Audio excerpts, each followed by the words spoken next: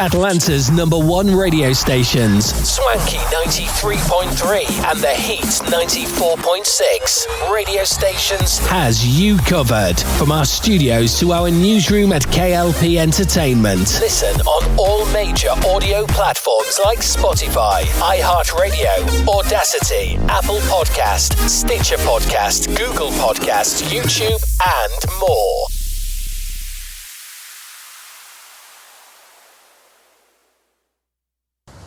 Now get the hell out of here. This 4th of July, celebrate Gym Dependence Day. Wow. Come for the gym. Oh, thanks, man. Stay for the Dependence. Little Michael Scott. Nope, I told you I don't like that joke. The Office Gym Dependence Day Marathon. All day Tuesday on Comedy Central. At Denny's, we're celebrating Baconalia with new creations starring Black Label Thick Cut Cherry Wood Bacon. Ready to satisfy your bacon obsession? At Denny's. It's diner time. And now, rewards members get 2 free strips of our new premium bacon for a limited time. JC tried Game Flings for the first time the other day and forgot where she was. You can always spot a first-timer. Game Flings with Oxy Boost and Febreze. The entire world watched. It's one small step for man, one giant leap for mankind. And humanity saw that the sky was not the limit. Achievement. Pass it on from the Foundation for a Better Life at values.com.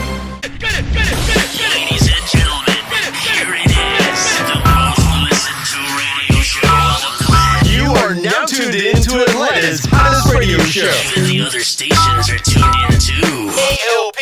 Aftermath. Swanky. With your host, Kennedy Lucas. On Swanky 93.3 radio station. The Heat 94.6 radio station. Yo, yo, yo, ladies and gentlemen, boys and girls. Yes, we are back here in the radio station of Swanky 93.3 and the Heat 94.6. And ladies and gentlemen, yes, this is the K.L.P. Aftermath Season 6. I'm your host, K.L.P. Kennedy Lucas. We've got my nearest and dearest, Simone Teags, is here in the studio as well. Welcome back to another exciting podcast here today. Ladies and gentlemen, boys and girls, welcome back. Look, we enjoyed our couple of days off. We weren't in the offices. We weren't in the studios. Well, Simone, I'm lying, because we were in the studio filming and, filming another project and getting some subtitles and stuff done for the hit new movie Faster. Again, our newest movie Faster is coming up, and we had to finish up our subtitles and get things together for the release date of that. And it was, that was a very, very fun time, but it was a very tedious process. You guys can check it on my Instagram. I've posted and told you guys about the whole, not hoopla. I don't want to say it like that, Simone. It's not a hoopla moment, but just, it was a lot of typing and a lot of writing up things. And, when you're dealing with closed captions and subtitles, yes, you got to make sure that everything flows really, really well. That was the grand slam of my weekend, the beginning of my weekend. But we'll get to all of that, how everybody's weekend was. But I got to ask, Simone, how you doing? How's your weekend? Welcome back to the studio. How you feeling? Felt good, Kennedy. Good to be back here in the studio, ladies and gentlemen. Boys and girls, again, it's your girl, Simone Teags, ready for another exciting podcast here today. My weekend was good, Kennedy. We were outside this weekend. Me and Kevin, we were outside. We pulled up on a couple of barbecues and saw some friends in Atlanta. My friends wanted to go to this thing. What was it? It was called, Look Up Atlanta, and they had, fireworks and food there in Atlanta. So we popped up, and it was a fun time because it wasn't as crowded. Or the time me and Kevin went, it wasn't as crowded, but to see everybody just out there happy and 4th of July, and it was really mostly it was a day for us to be kind of off, right? Because 4th of July, we're not gonna go so politics into this show, but we all know about 4th of July. So we went for the food, we went for the fireworks, we went for just to have a good time, because if there's an opportunity to where we can go and really go out and just enjoy the city of Atlanta, enjoy the food, enjoy the people, that goes wonders. It really goes wonders for all of us. So that was the majority of my weekend, popping up. Saw a couple of my girlfriends the last couple of days. Went out to eat again. Went to the gym at one point. But that was the Grand Slam weekend. It was a nice little left 4 days off. But it's good to be back here in the studio to give you guys yet another exciting podcast. So I'm very, very thankful for that as well. And Kennedy, we're ready to rock and roll. Super excited as well, Simone. We ready to rock and roll. As you mentioned here this morning is June 5th. Oh, June. Look at me, Simone, saying it's June. It's July 5th. Wonderful, wonderful Wednesday. We've got a Grand Slam podcast today because we've got some our two guest hosts, of course. Very, very excited. Very, very excited because we've got Ms. Monica Gray. She's getting ready to come up next. And Mr. James Myers. Now, the reason why that they're on this show, and I wanted to go and get this part on out the way, Simone, because a lot of people have been asking us about, hey, the Beyond Swanky podcast, what happened to that show? And I regret to inform our fan base that show will be on the back burner for now. Solely because K.L.P Aftermath, their numbers have been, and I hate to say this, Simone, because I really don't like to talk numbers on the show, but we got to talk business too. So with the Beyond Swanky podcast, it's going to be on the back burner for right now because K.L.P Aftermath has just been booming. It's been good, having you on the show, Simone. That's a very great part of it. You guys can check out on certain nights, Monica, my girl Monica, she gets her own show, Monica Gray in the evening. She gets her own radio show. Check that out. Also on all major audio platforms, by the way, if you haven't listened to it yet. So yeah, that's what's going on with our structure of their shows. We're just keeping it 1 to 2 shows, and with Monica's show, it's easy to produce her show because we're not, we have the mics and whatnot and the toys, bells, and whistles, but I'm going to be on the behind the scenes of her show because it's her show. I don't want to take over her show. But on this show, we want to have everybody a part, and it's going to be a Grand Slam show, and you guys get one grand big podcast. So I hope our fan base, Simone, I hope they like the decision that we've chosen. So that's just how we are going to do it. And that's been another basis of the weekend. My weekend was producing her show as well. Out to eat. Finally went to Buffalo's. Buffalo's is a spot here in the Gwinnett County area that I go to. We went out there, me and my brother. We got some wings and some curly fries and some potato chips combo meal. So that was pretty good. And then yesterday, 4th of July, we ain't really do much, right? We had some friends come over. We did a little shindig, but it wasn't too much. Did some gaming yesterday. 4th of July, look, to me is an off day, right? Not to get political, because I'm about to get political about our topic today, but I don't care because it's the topic that I wanted to talk about. 4th of July, hey, it was rainy. I wasn't outside as much, going to cook different types of cookouts as planned. The rain. It was rainy. So that's what we got going on for sure.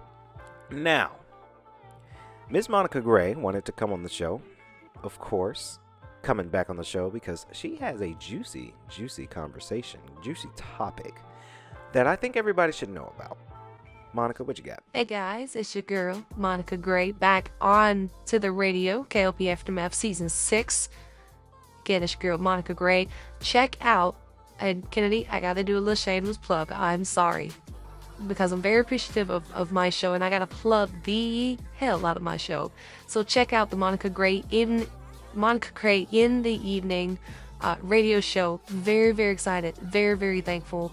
That is a show that finally I've been waiting to get, and we talk about some juicy topics of conversation in that show. So go check it out. It's on the Heat 94.6 and Swanky 93.3, the radio station. Now, let's get to the topic that I want to talk about here. So, I just recently did a video talking about the difference in how Susan Lawrence, the lady down in Florida, the white lady down in Florida who shot through the door and killed, I think you pronounce her name, Ajik. but I'm not sure. Ajik Owen, she was a black mother who was going to confront her after she attacked her small children and called them the N-word and all these other horrible things. I did a video talking about the difference between how they treated Susan Lawrence versus how they treated Carlisha Hood, whose son had to unfortunately unalive a gentleman because he was brutally and physically attacking his mother and could have easily have beaten her to death, okay? So in that video, what I spoke about was I spoke about how they were trying to set things up to make it so that Susan Lawrence would be the next George Zimmerman. They're trying to set things up to where she can just totally and completely get off or just get a light tap on her wrist. Shortly after I did that video, they came out and said there wasn't enough to warrant charging her with murder, right? And so this is the case where the neighbors and everyone had been calling the police on this woman. So this woman has a long history of having the police called on her because of the things that she's been doing to the neighborhood. And not only that, but she admitted to calling the children the N-word. So I'm trying to figure out how this would not qualify as a hate crime as well, since she has admitted to doing these things, admitted to calling them, slaves and all this other stuff. But so that's why I'm saying that they're trying to set things up to do a George Zimmerman for her. And so I'm the kind of person to where I kind of try to keep an eye on the news, within this country and internationally and things like that. I'm also a believer in the Most High, okay? And so every time you turn around, there's something going on in Florida, right? And it's always something bad. So it's almost like things are slowly, little things keep happening here and there down in Florida. You keep having situations politically and legally, environmentally, with the wildlife down there. It's just, off the rails. All these are wild critters that aren't native to that particular part of the world are there down there just wreaking havoc, throughout the land. And so anyone who has any sort of connection to the Most High will look at that and be like, okay, well, that's not good. That almost sounds like plagues are being sent to that particular area. And so I just want to kind of give a heads up, the NAACP, I think it was the NAACP, I can't remember, but one of those organizations kind of gave a warning for black people to tell them not to go down there, and I advise you to heed that warning. And for my sisters and brothers who are already down there, hopefully you're praying and you're keeping in touch with the Most High and allowing Him to lead you and guide you. Because I just have a sneaking suspicion that all of this stuff, because they keep doing so much low-down stuff down in Florida, and not only that, but any of you who study our history in this country, you will see that Florida was one of the states just went above and beyond so far as their brutality. When you hear stories about, slave children, babies being used as alligator bait, those stories are coming from down in Florida. So if you got a whole pot of demons, Florida was kind of like one of the head top demons in terms of the brutality and the savagery that they carry out towards black people, okay? And so I just have one of those sneaking suspicions in my spirit that something's getting ready to pop off down there. Now, I don't know whether it's going to be before they try to exonerate this woman, because I have a feeling either they're going to try to let her off or get her off completely, or they're going to try to give her a little slap on the wrist to make it seem like they actually did something as a way of punishing her for what she did, for outright cold-blooded murder of this mother in front of one of her children. And so you already saw what happened with, Trayvon Martin, with George Zimmerman, and how he also had a history of just being off the rails and, being, this problematic person. And then after he got off, he continued to be so. And so I just think that, sometimes the Most High will give you a warning when you're going in the wrong direction. And when you have people or a group of people who are just dead set on being reprobate in the mind, they're just going to ignore those. They're going to keep telling you about how they're a Christian and they evangelical and Christian moral values, but that has nothing to do with them having any sort of love or reverence for the Most High himself. Okay? And so I'm just giving this heads up because I just have a feeling in my spirit that something is about, is getting ready to pop off down there. And like I said, I don't know if it's going to be before they try to exonerate this woman or shortly thereafter, but I just have a feeling in my spirit that all this stuff that keeps happening down there is just showing you that things are just ramping up, and there's going to be a crescendo. Okay, so to my brothers and sisters, if you're not down there, don't go down there. If you're already there, you need to be praying and ask the Most High what you need to do, whether you need to move and get up out of there or whether you just need to hunker down. But whatever it is, keep your head on a swivel. Make sure that you're not just, going out, just out on the street, try to go to work, do your little grocery shopping. And as a matter of fact, if you have the resources, I wouldn't even do that. I would have all my stuff delivered to my house. I just wouldn't be, it's just too much stuff going on down there. And they're too comfortable in the things that they're doing, in the wrong and the evil and the demonic stuff that they're doing. They're just too, it's almost like they're mocking God. It's almost like they're throwing their evil in his face and saying, well, we're going to do whatever we want to do because we have the authority, we have the power. And, anybody who has read their Bible or has a relationship with the Most High, that that's not a good idea to do. Okay? You just know that that's not something you want to do. Okay? So I just wanted to just put that little heads up concerning that, because I'm looking at all this stuff going on and it's just weird stuff. And I'm like, good gracious, they have a lot of weird stuff going on down there. So, yeah, I just wanted to put that message out there to give the family a heads up, especially black women. You know the situation as it comes to us. Make sure you're looking out for you and your babies and trying to keep them as safe as possible. Keep them from the fair skin or the white demons and the black demons and the Asian demons. Just try to keep your family safe. Stay prayed up. Try to keep your family, yourselves, your family, your babies safe. Yeah, it's important. It's important to keep people safe, right? Keep your family safe. Keep everybody safe, because we do live in some rough times. We do. So coming up next, since I'm here on safety and family, yeah, I got to get into it. It's been itching on myself. Not like kind of like a bad rash. And Simone, I've had rashes like this. Like I had rashes before, but ew.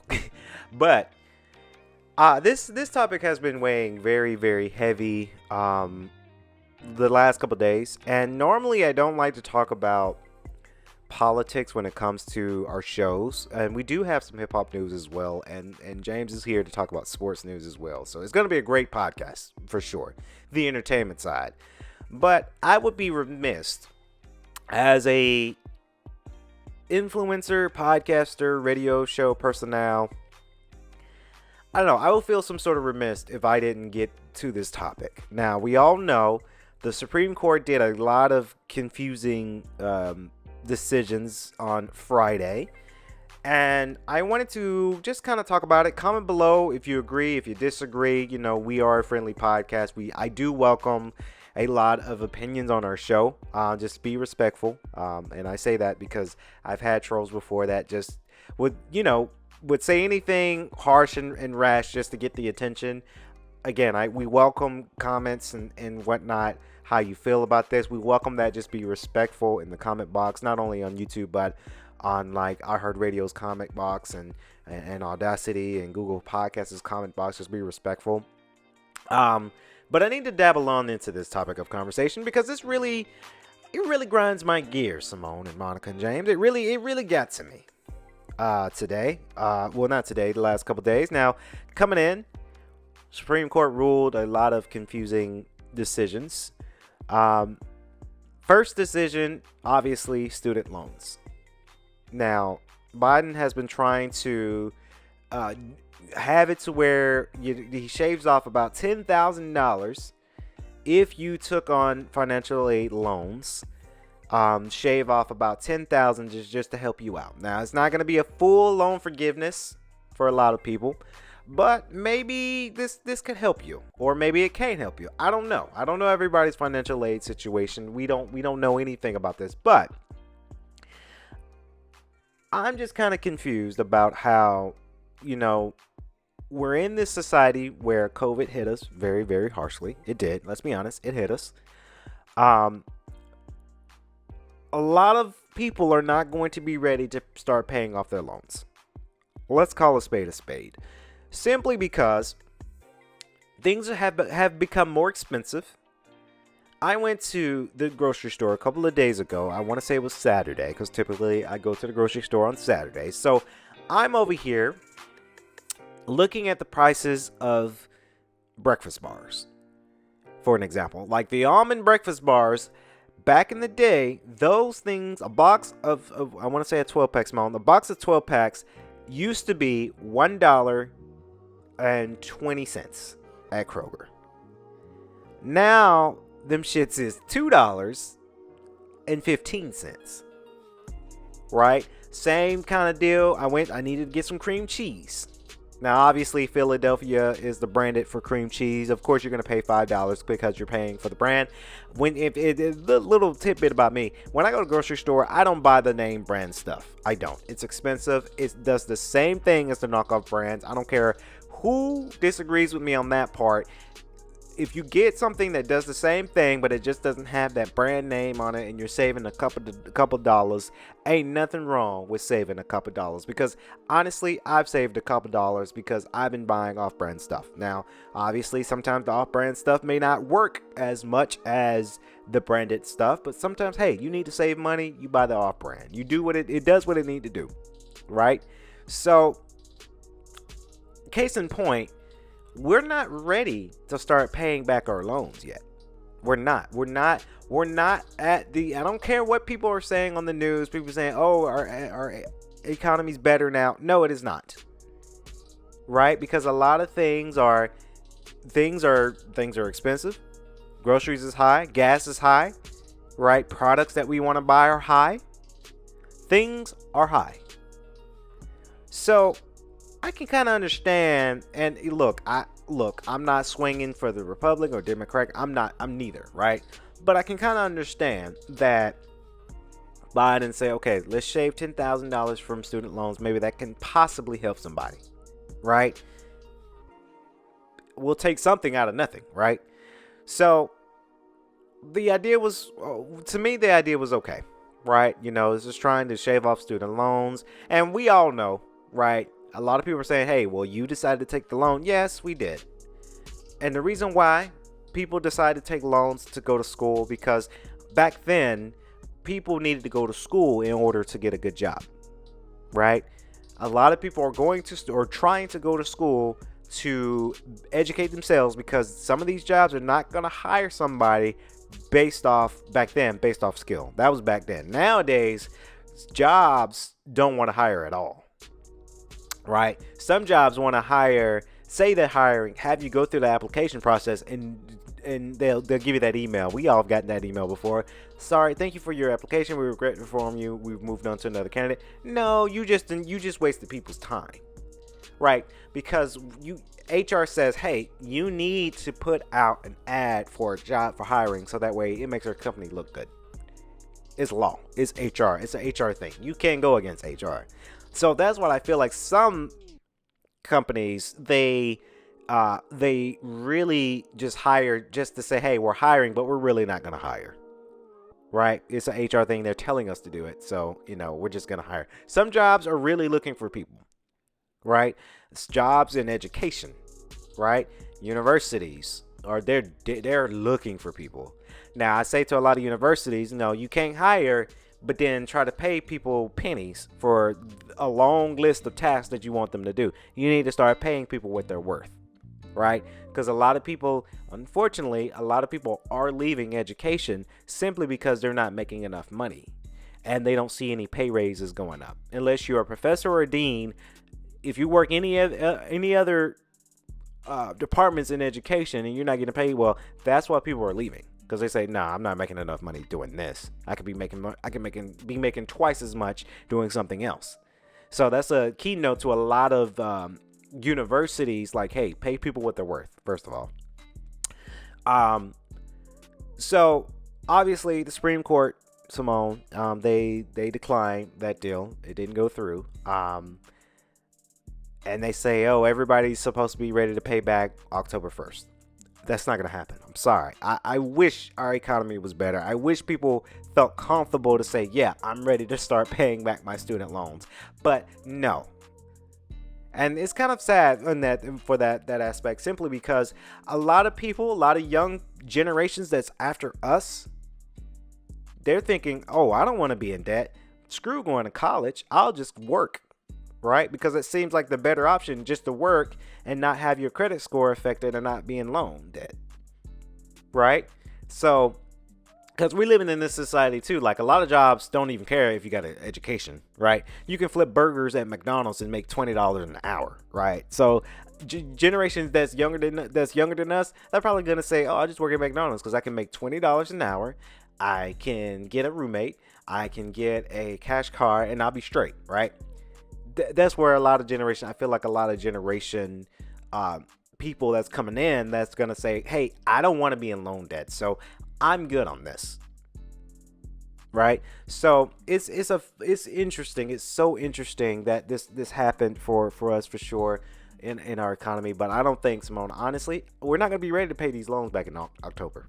What I think is going to happen, and I'm very skeptical, I think that they're going to push back the return of loans, and then we'll have to wait and see when the next presidential campaign comes in and see what happens there. We're not ready. We, as in America, we're not ready to start paying back loans. We're not. Right? Also, you have generations like mine that don't even and I've said this plenty of times, like, yeah, I don't want kids because why would I bring a kid into this in this world right now? But yeah, why would I bring a kid right now? Right? If I had student loan debt and I got to start paying that back, and then I got to pay rent, and then I got to pay my other expenses, and imagine trying to do all that and have kids in your life that you got to feed. It's not livable. It's not livable. So then you got people like me, hate it or not, yeah, we don't want kids, because why not? I'm not bringing a kid into this in this environment, this crazy world that we live in. So I don't know. It's very interesting. So they struck that down, right? Another thing, and I guess I'm very passionate about this because I also work in education, right? So without naming the institution I worked at, because we all know I've been in trouble naming my institution. They've been coming after me, so I'm not going to mention the institution. But I understand about education being affected and things being super affected for us, people who are in education, right? So another thing that they struck down, the Supreme Court struck down, was the ability, if you're a person of color, so African American of in color too, you can't use that as a factor for your college admissions. So you mean to tell me that, let's say, an African American wants to go to college, right? Better themselves in education, and a lot of universities have scholarships for African Americans to where, hey, if you're an African American, yeah, you get a scholarship.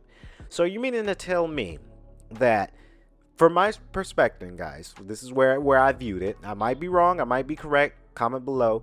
Just keep it nice and nice and colorful for us. Don't cuss us out now.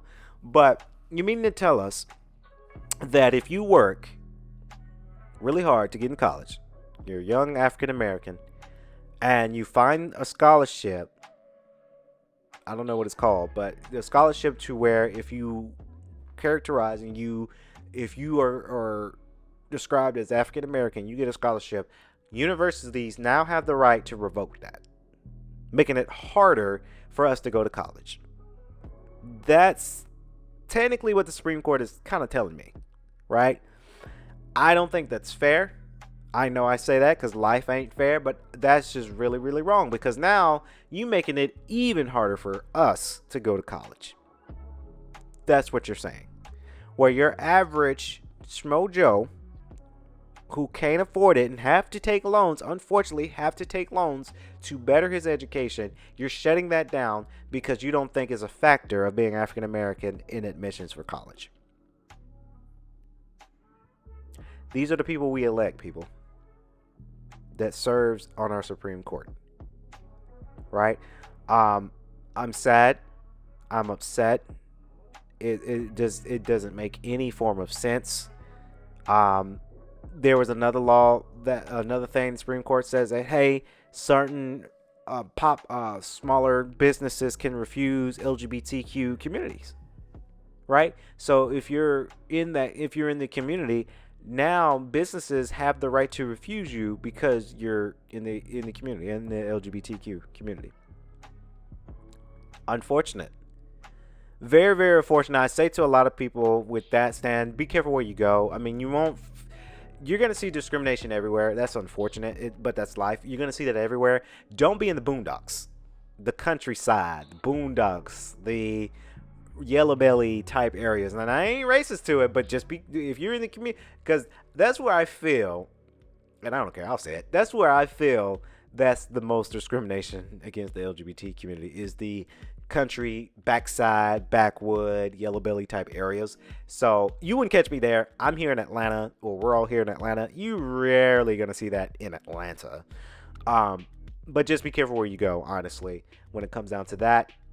You know, if they ain't gonna serve you, it's not worth the fight. Find somewhere else. You don't have to support that business. And that's, bad karma comes around. Bad karma does come around. So again, guys, comment below. Let me know what y'all think this morning. I was very upset about this concept, simply because it was a sad thing. It was a very, very sad feeling, and I didn't feel at ease when it came down to it. I really didn't. So let me know what y'all think, for sure, as we getting some phones cut on off here. Everybody's texting us and whatnot, but yeah, it's unfortunate. Very, very unfortunate. Yeah, we're all praying for everybody. Whether you took student loans or, you're African American like us here in the studio trying to just better your life. Prayers go out to y'all. I mean, honestly, it's a harsh reality that we live in, and it's unfortunate. It really is. But we're gonna shift gears, Kennedy, because I wanted to talk about this. Now we're talking about shifting gears, actually, talking about hip hop news for the podcast. And this one was very viral. Shout out to the main boss, Ricky Ross. I had to do it. Shout out to Rick Ross. We all saw it, and it was very, very interesting that it wasn't interesting that we saw it, because it's unfortunate for him, but it's viral. Now, Rick Ross admits he's not okay after viral diving blunder. And yesterday morning, I woke up, cooked me a 4th of July breakfast, and I saw it on Instagram. He took to Instagram to explain, and of course the Shade Room reposted it, and he said he blew a tire. Now, if you guys don't know, he was throwing a party. He was throwing an event at his compound, the Promised Land Estates, right here in Georgia. This was on Sunday, July 2nd, and he decided to step up to the diving board to perform what he called the double-decker slapper. He promised this on social media earlier within the week, and we all saw it, and it went viral because it was a complete fail. Like, he blew out his knee, and they looked like it hurt like hell. They looked like it really, really hurt. So he took to social media, and the dive didn't go quite as planned, right? With his knee given away at the vital moment of this jump, as guests watched on the edge. And it was funny about it, Kennedy, guests watched it, and they immediately poked out their phones. Like, they poked out the phones to watch him do the stunt, to do what he needed to do. But it didn't really work out for him, because it flopped. No pun intended. But so Rick Ross July 3rd, 2 days ago, he responded. This was wondering how he's doing after the diving blunder. He's claiming that he's not okay. He went on to compare the damage to his knees to tires going flat. This is what he said. I'm getting all in the DMs this morning. Rose, I saw you do your dive. Are you okay? And he said on his Instagram story, this is what he said. He says, well, I'm going to be honest. Am I okay? Of course not. I blew my tire. I got on stage and I was feeling the energy and all the support from all the baddies, because he had a lot of baddies at this party, right? I peeped it. It's a lot of baddies. And the biggest pool, he said the biggest pool in the country. Sure, because the promised land is here in Atlanta. That's his house. I gotta say though, Rick Ross is he's very bold to have a lot of people at his house, right? You know, we always mention our homes and whatnot, but we also keep our homes private. We don't like to share where we live in particular, because that's very private for us. So I just gotta give that up to him. He's a real boss for that, really. No pun intended again, because like I don't think I could ever do that. Now, he said I gave everybody my word, that I would do the double-decker slapper. I said that on my story earlier this week. The double-decker slapper. What is that? Who knows? I've never heard of it. I made it up on the diving board. I did a double bounce, and boy, my knee caught a flat. It did. We saw it. It's unfortunate, but honestly, Rick Ross is gonna bounce back from this as well. Look. You know, the promised land is worth an estimate of $75 million. When he's done with it, you know, he's still gonna be the biggest boss, right? He's still gonna make money. He's still gonna do his thing. I think maybe a lot of people are going to talk about it. I'm sure probably the Breakfast Club is probably already talking about it. Joe Budden podcast is probably gonna talk about it as well. So everybody's, and hey, even we're talking about it. Like I say, it was an unfortunate thing, but it did go viral, and it was like, well, that's embarrassing, because you got all those phones around, and now it's like, okay, everybody's posting it on their social media. So, yeah, it's unfortunate, but Ross, you fine, man. You good. No worries. So, yeah, Rick Ross, you good, man.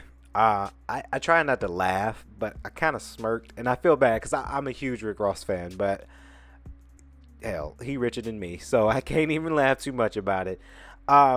Speaking of disasters, you like what I did there, Simone, didn't you? Yes, we've got to talk about it. We've got to talk about this show that I had high hopes for. We got to talk about HBO's The Idol. Now, look, this show had so much potential. So much potential that the show had, but I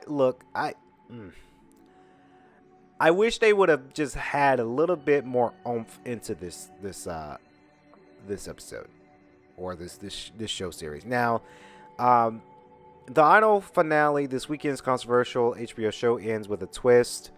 If you guys don't know what The Idol is, it's a hit show, or I can't say hit. I can't say that, but The Idol is a show from HBO starring Lily Rose Depp and The Weeknd, along with Jenny Kim, Troye Sivan, Rachel Sonat, and Asuana Sun. You know, those are artists, musicians, actors, obviously. They've been dabbling into this role of light here. And when I first saw the first episode, I was very, very intrigued. I was very, very excited when I saw the very first episode. I said, okay, this is Sam Livingston's next project, so this has to be good. Now, the character of Jocelyn and Tedros, it didn't end up where audience might expected. To me, and I'm just going to give my full synopsis first before we dive into the analysis of this episode. They filmed the last episode. Number one, they only have 5 episodes within this season, right? So 5 episodes in. They filmed it as if they know they're going to get canceled. That's where I kind of get the vibe from watching the last episode a couple days ago. They filmed it as if this was a sweet bow at the end, right? There's not going to be any more seasons. This is it. Because towards the end of the episode, Jocelyn, she gets music and she's on tour, and then she brings Tedros on tour, and they fall in love, and then there's that happy ending, right? So it's like, okay, as I'm watching this, I said, okay, yeah, they're going to get canceled. They probably knew they're going to get canceled because it just didn't hit the numbers that a lot of people were talking about. Now, from the start of it, has been a lot of talk about when it comes to HBO's buzzing series, The Idol, which was co-created and co-starred Abel The Weeknd Tesfaye. The drama followed a pop star, Jocelyn, played by Lily Rose Depp, who's recovering from a nervous breakdown when she meets Tedros, The Weeknd's character, a secret cult's leader. Now, there's no surprise that the unexpected turnaround Sunday's final left much to be discussed. I wanted to talk about it because I thought they were going to really, knowing that if they had a way to get another season, they probably would have filmed this as a cliffhanger, because a lot of shows do that. They leave things off as a cliffhanger, leaving you thinking like, what the actual, like, what's gonna happen next? And then they say, okay, tune in for season 2. Now, in addition to the topics that have already been surfaced all over the internet, Simone, about everything from the controversy to the cast, it's just a look that we're gonna look. Now, how did the season end? What was the big twist? Now, in the final episode of the show, viewers learned that Jocelyn, whom we thought was being controlled by Tedros, was in fact manipulating him. When I saw that, like the first couple of minutes of the show, and seeing that how she was in control, I feel like, okay, what happened to make her be more in control? There had to been some sort of climax that happened between Jocelyn and Tedros, because last episode 4, she's getting controlled by Tedros in that one episode, and then the final episode, now she's in control all of a sudden, right? What happened in between that? And they didn't really give us that, right? So we watched a Jocelyn booted Tedros out of the life. She kicks him out, calling him out as a con man and a fraud. Her manager even offered him $500,000 to go, and the news reporters wrote a prominent story about his background as a pimp. Again, like I say, they're rushing it because they say, hey, we're gonna get canceled anyway, let's go ahead and just make this it. Now, the show then jumped ahead 6 weeks. Again, they're jumping a lot in this episode. Now, they jump ahead 6 weeks, and they pick back up with a public shame. Tedros, who's now dealing with financial issues, becomes a negative media attention attending the opening night of Jocelyn's latest tour. Quite confusing. It's so confusing to the point where a lot of people fell off, right? They fell off to me, and like I say, I don't think they're going to get another season, Simone. Yeah, it's a bit confusing as well. I saw it, and Tedros then realized, though, Cody, that Jocelyn had been lying to him about her background and using him for her own purposes the entire time. He never really been the one in control, is what people are saying. She brings him out on stage, where she kissed him passionately, declares him his love of her life, and he's hers forever, she told him, and now go stand over there, and now he's back into the light of things. I felt like if they filmed this, I can't say that they filmed this wrong, but I felt that they didn't really. And who are we, right? We're independent writers and filmmakers, so we're not gonna judge too harshly. But I felt that if they had writers to really be there and just really have their mind into it and really write down what they want to show us, the audiences, make it as to where there's more climax, right? I spoke to a couple of my girlfriends over the weekend because, of course, we were going to talk about the show here on this show, and I was asking some of my girlfriends, like, hey, have you seen The Idol? What's your take on The Idol? Yeah. And a lot of my girlfriends would say that, hey, I'm bored. I've tuned out, right? There's no climax. manipulation, and that's pretty much it. And sex. A whole bunch of sex, right? So, I think, from my perspective, Kennedy, I think they went in thinking that, hey, sex sells because Euphoria had some similarities of these elements, so let's just make it kind of like that and see where we go, right? HBO is famous with that, right? Every show that I've seen from HBO thus far, there's been some really deep sex scenes, like really deep ones, and they know how to contrast and compose those really well, and that's the show. But you gotta have more than just that. You gotta have climax. You gotta have propaganda. You gotta have a story. You've gotta have character development too. I kind of felt like we didn't really get to see all the side characters. We didn't get to see their development, right? If I was the director or creative writer for the show, not only to see the background of Jocelyn's character, but I want to see characters from Xander or Troye Sivan. I want to see Jenny Kim from Blackpink. I want to see Diane. How did she come part to working with Jocelyn, right? What's the background behind Tedros, right? We didn't get to see the background of all these characters. They just kind of popped up. And I think that's where they kind of missed the mark on that, because they didn't expand on the character development of every character, right? Especially when it comes to Destiny. She's one of my favorites. Like, what's her background?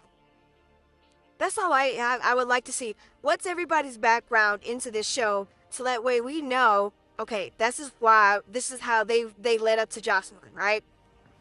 Like I say, good show. It just, to me, it wasn't executed well.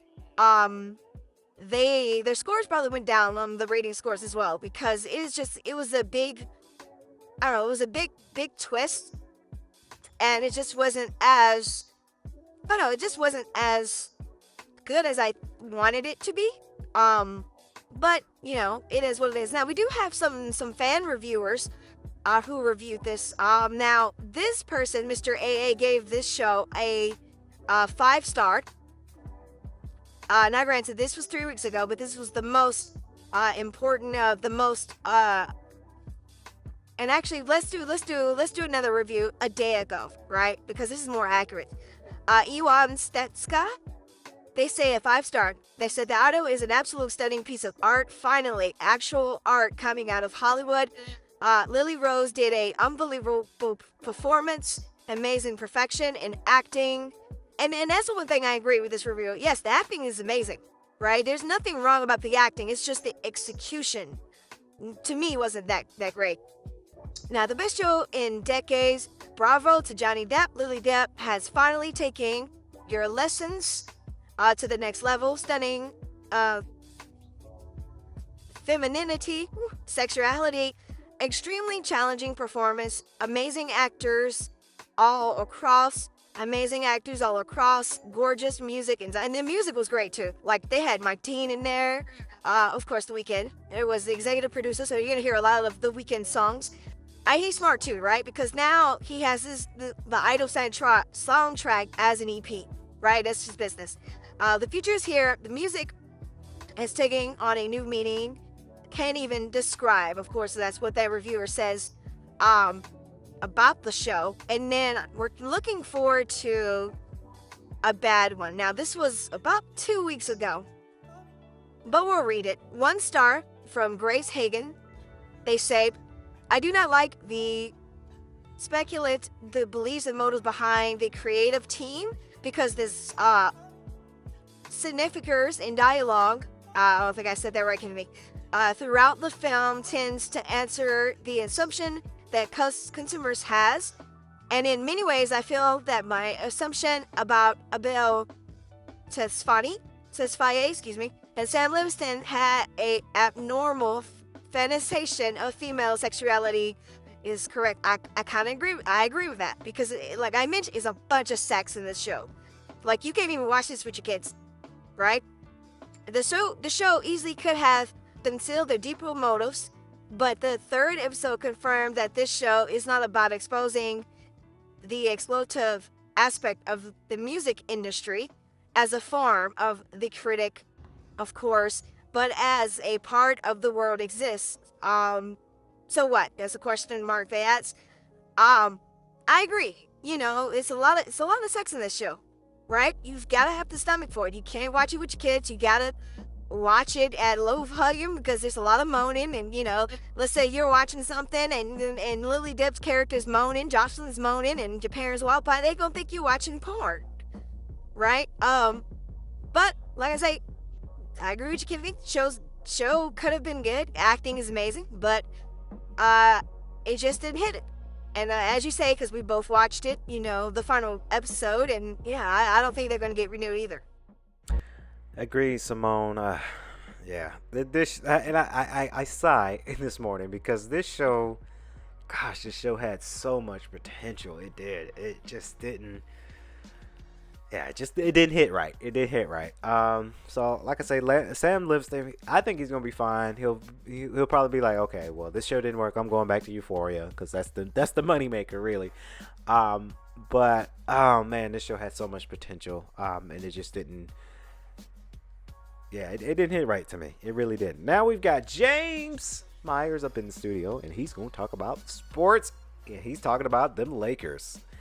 Go ahead, James. I'm expected to do basic things every day for 3 hours. Nobody asked me to be perfect. It's not about being perfect. I'm ad-libbing for 3 hours. Nobody asked your job. You don't have to be, even as a pilot, not every landing is nailed. Not every takeoff is perfect. Just don't, crash the thing. Rob Pelinka is the Lakers GM. Watching Laker fans react to common sense moves over the weekend was quite something. Common sense moves. So yes, the Lakers did have a good weekend because they didn't do anything dumb. They didn't sign Russell Westbrook, right?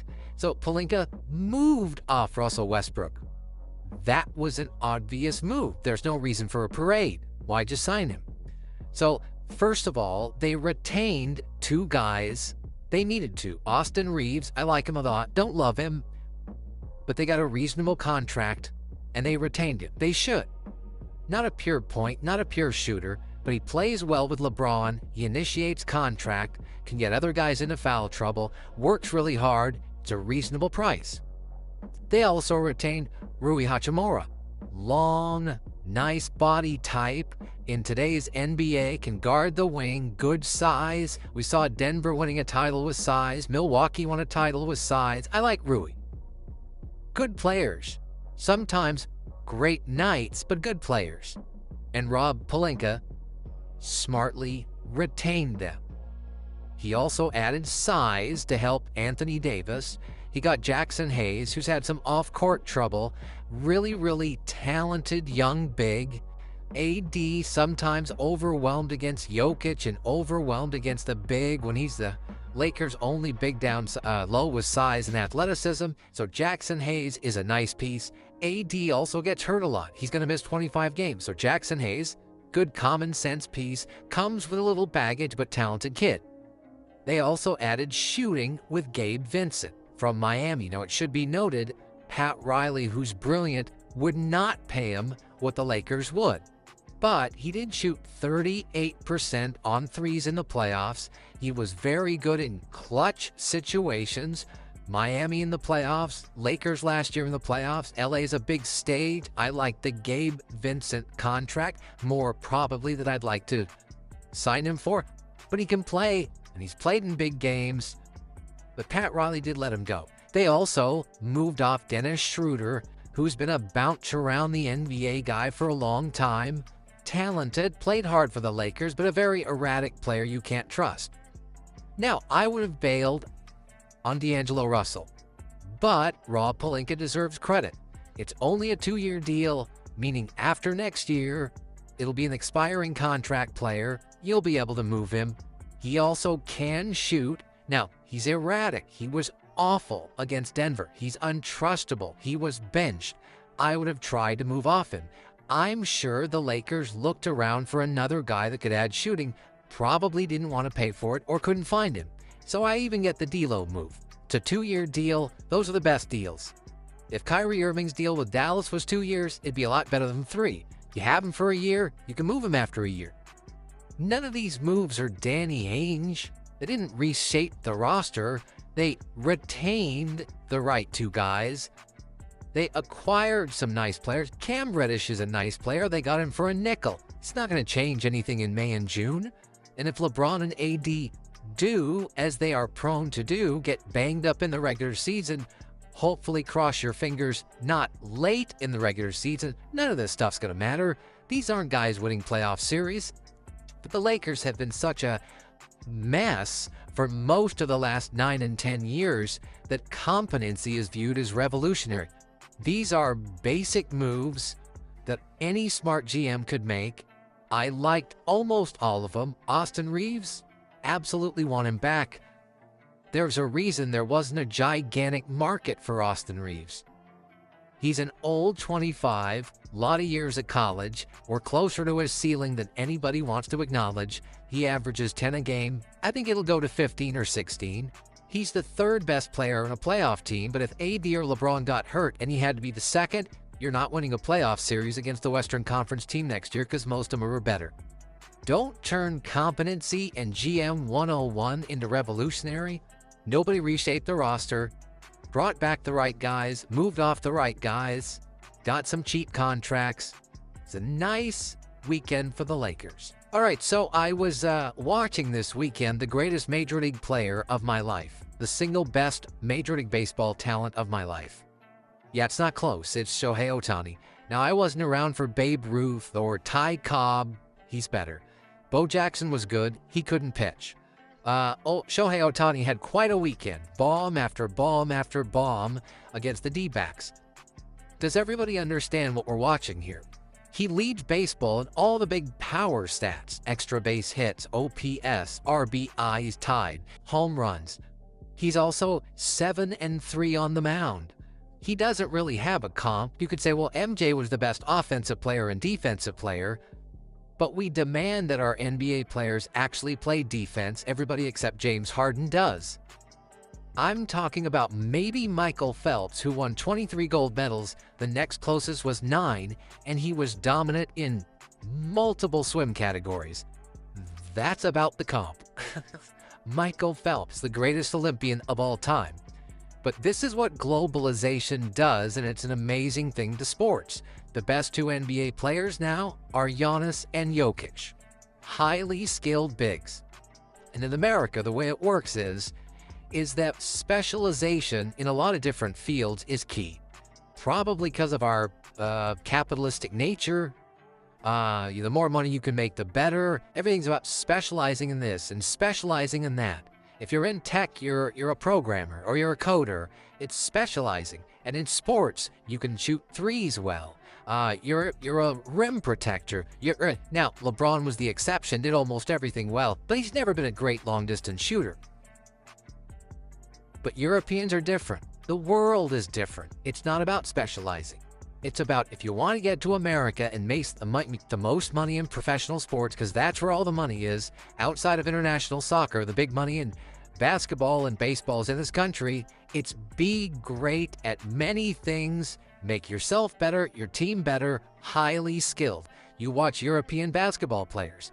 They do multiple things well. I mean, Jokic can pass. He's an elite passer, elite shooter. He can rebound. He can direct traffic. He can handle the ball.